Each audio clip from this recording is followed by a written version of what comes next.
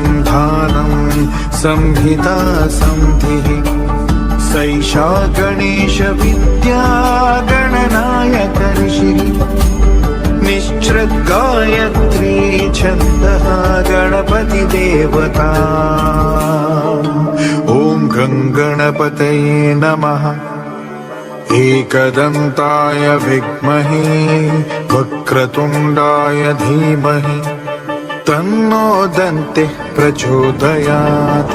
एकदन्तं चतुर्हस्तं पाशमङ्कुशधारिणं रदं च वरदं हस्तैर्बिभ्राणं मूषकध्वजं रक्तं लम्बोदरं शूर्पकर्णकं रक्तवाससं रक्तगन्धानुलिप्ताङ्गं रक्तपुष्पैः सुपूजितम्।